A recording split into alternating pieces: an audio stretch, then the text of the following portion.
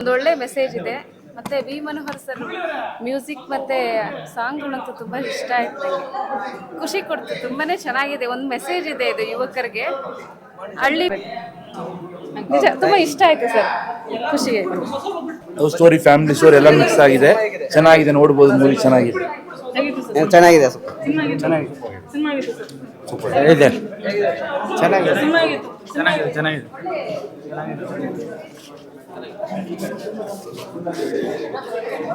First ಇದ್ದಾರೆ sir, ಹೇಗಿತ್ತು sir cinema?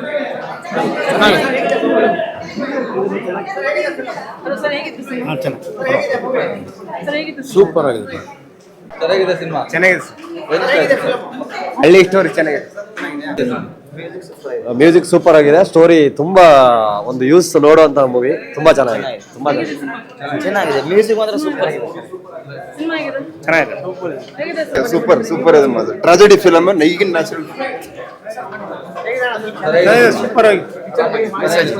ಈಗಿನ ಕಾಲದ ಹುಡುಗರಿಗೆ ಏನ್ ಬೇಕೋ ಅದು ಮೆಸೇಜ್ ಇದೆ. ತುಂಬ ಚೆನ್ನಾಗಿದೆ. ಎಲ್ಲರೂ ಥಿಯೇಟ್ರಿಗೆ ಬಂದು ಮೂವಿನ ನೋಡಿ. ಚೆನ್ನಾಗಿದೆ, ಎಡಿಟಿಂಗು ಎಲ್ಲ ಚೆನ್ನಾಗಿ ಮಾಡಿದೆ. ಆಕ್ಟಿಂಗ್ ವೈಸು ಹೀರೋದು ಚೆನ್ನಾಗಿದೆ, ಹೀರೋ ಇನ್ನೂ ತುಂಬ ಚೆನ್ನಾಗಿ ಮಾಡಿದ್ದಾರೆ, ಎಲ್ಲ ಚೆನ್ನಾಗಿ. ಸಾಂಗ್ಸ್ಗಳು ಚೆನ್ನಾಗಿದೆ, ತುಂಬ ಚೆನ್ನಾಗಿ ಮಾಡಿದ್ದಾರೆ. ವಿ ಮನೋಹರ್ ಸರ್ ಗುಡ್, ಚೆನ್ನಾಗಿದೆ. ಬಟ್ ವಿ ಮನೋಹರ್ ಸರ್ ಇಲ್ಲಿ ಸ್ವಲ್ಪ ಬರಬೇಕಾಗಿತ್ತು, ಬರೀ ಒಂದು ಸಾಂಗಲ್ಲಿ ಬಂದು ಹೋಗ್ಬಿಟ್ರೆ ಅಷ್ಟೇ. ತುಂಬ ಚೆನ್ನಾಗಿದೆ. 31 ಡೇಸ್ ಅಂತ ಹೇಳ್ಬಿಟ್ಟು ಏನು ಹೇಳಿದರೆ, 31 ಡೇಸಲ್ಲಿ ಚೆನ್ನಾಗಿ ಮುಗಿಸಿದ್ದಾರೆ. ಎಲ್ಲೂ ಹೆಚ್ಚಿಗೆ ಇದು ಮಾಡೋದಲ್ಲೇ ಒಂದು ಮನೆ ಒಂದು ಇದನ್ನು ಇದು ಮಾಡಿಕೊಂಡು ಕ್ಯಾಮ್ರಾವನ್ನು ಚೆನ್ನಾಗಿ ಉಪಯೋಗಿಸ್ಕೊಂಡಿದ್ದಾರೆ. ಮೂವಿ ತುಂಬ ಚೆನ್ನಾಗಿ ಮೂಡಿ ಬಂದಿದೆ. ಒಂದು ಹೊಸ ಪ್ರಯತ್ನವನ್ನು ನಿರ್ದೇಶಕರು ಮಾಡಿದ್ದಾರೆ. ಹಾಗೆ ಹೀರೋನು ಸಹ ಚೆನ್ನಾಗಿ ಅಭಿನಯ ಮಾಡಿದ್ದಾರೆ. ಇವತ್ತು ಅರ್ಬನೈಸೇಷನ್ ಆಗ್ತಾ ಇದೆ, ನಗರೀಕರಣ ಆಗ್ತಾ ಇದೆ, ಹಳ್ಳಿಯಿಂದ ನಗರಕ್ಕೆ ಬರ್ತಾ ಇದ್ದಾರೆ ಜನ. ಹಾಗಾಗಿ ಹಳ್ಳಿಯಲ್ಲೇ ಬದುಕು ಕಟ್ಕೋಬೋದು.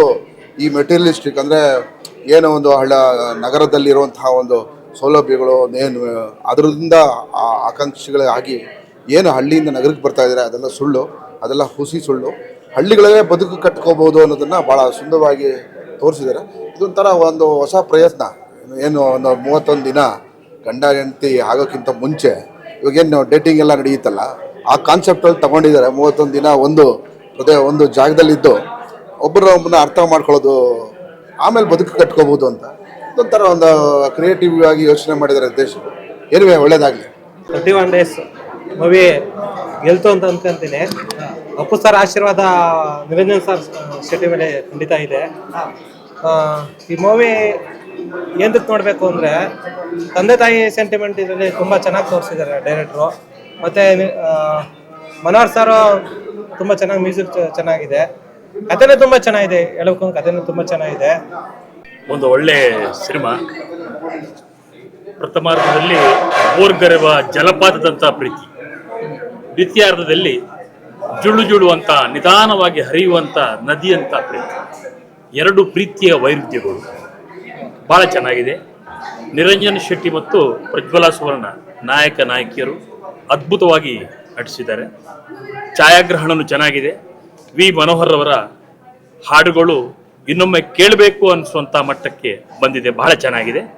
ಎಡಿಟಿಂಗು ಚೆನ್ನಾಗಿದೆ, ಕೊರಿಯೋಗ್ರಫಿ ಅಂತೂ ಇನ್ನೂ ಚೆನ್ನಾಗಿದೆ, ಹಾಗೂ ಕ್ಯಾಮರಾ ವರ್ಕು ಚೆನ್ನಾಗಿದೆ. ಟೋಟಲಿ ಆಗಿ ಒಂದು ಒಳ್ಳೆಯ ಪ್ಯಾಕೇಜ್ ಸಿನಿಮಾ ಕೊಟ್ಟಿದ್ದಾರೆ. ಹೊಸತನದ ನಿರೀಕ್ಷೆಯಲ್ಲಿರುವಂಥವರು ನಿಜಕ್ಕೂ ಕೂಡ ಈ ಕನ್ನಡದ ಈ ಚಿತ್ರವನ್ನು ಪ್ರೋತ್ಸಾಹಿಸಬೇಕಾಗಿ ನಾನು ಅಪೇಕ್ಷೆ ಪಡ್ತೇನೆ. ಚಿತ್ರತಂಡಕ್ಕೆ ಶುಭವಾಗಲಿ. ಸಿನಿಮಾ ತುಂಬ ಚೆನ್ನಾಗಿದೆ. ಇವತ್ತು ಹೌಸ್ಫುಲ್ ಪ್ರದರ್ಶನ ಕಾಣ್ತಾ ಇದೆ. ಯುವಕರು ಸಿನಿಮಾನ ನೋಡ್ಬೇಕು. ಇದನ್ನ ಹಳ್ಳಿನಲ್ಲೇ ಬದುಕು ಕಟ್ಟಿಕೊಳ್ಳೋಕೆ ಅವಕಾಶಗಳಿದ್ರೂ ಸಹ ನಗರಕ್ಕೆ ಬಂದು ಒದ್ದಾಡ್ತಾರೆ. ಅಂಥವ್ರು ಹಳ್ಳಿನಲ್ಲಿ ಅವಕಾಶ ಇಲ್ಲ, ಅಲ್ಲೂ ಬದುಕು ಕಟ್ಕೋಬೋದು. ಇಲ್ಲಿ ಇನ್ನೊಬ್ಬರಿಗೆ ಸಲಾಮ್ ಮಾಡ್ಕೊಂಡು ಕತ್ಬೋಗಿಸ್ಕೊಂಡಿರೋ ಬದಲು ಹಳ್ಳಿನಲ್ಲೇ ಅವ್ರ ಸ್ವಂತ ದುಡಿಮೆನ ಮಾಡ್ಬೋದು ಅನ್ನೋದರದ್ದೇ ಇದೆ. ಹುಡುಗರು ಸಿನಿಮಾ ನೋಡ್ಬೇಕು. ಇದನ್ನ ಎಲ್ಲರೂ ಸಿನಿಮಾನ ಥಿಯೇಟ್ರಲ್ಲೇ ಬಂದು ನೋಡಿ. ಸಿನಿಮಾ ನೋಡೋರಿಗೆ ಕೊಟ್ಟು ದುಡ್ಡಿಗೆ ಮೋಸ ಆಗಲ್ಲ. ನೋಡಿ ಇವತ್ತು ಎಷ್ಟು ಚೆನ್ನಾಗಿ ಬಂದಿದ್ದಾರೆ, ಹೌಸ್ಫುಲ್ ಆಗಿ ನಡೀತಾ ಇದೆ. ತುಂಬ ಚೆನ್ನಾಗಿದೆ. ಅಪ್ಪ ಅಮ್ಮನ ಮಾತನ್ನ ಮೀರಿ ಮಕ್ಕಳು ಸಿಟಿಗೆ ಬಂದರೆ ಏನಾಗ್ತದೆ ಅನ್ನೋದನ್ನು ತುಂಬ ಚೆನ್ನಾಗಿ ಅರ್ಥ ಮಾಡಿಸಿದ್ದಾರೆ. ನಿರಂಜನ್ ಶೆಟ್ಟಿ ಅವರು ತುಂಬ ಚೆನ್ನಾಗಿ ಆಕ್ಟಿಂಗ್ ಮಾಡಿದ್ದಾರೆ. ವಿ ಮನೋಹರ್ ಸರ್ 150ನೇ ಫಿಲ್ಮ್ ಸಂಗೀತ ತುಂಬ ಚೆನ್ನಾಗಿದೆ. ಟೋಟಲ್ ಹೇಳ್ಬೇಕು ಅಂದರೆ full all film super, wonderful. ಚೆನ್ನಾಗಿದೆ.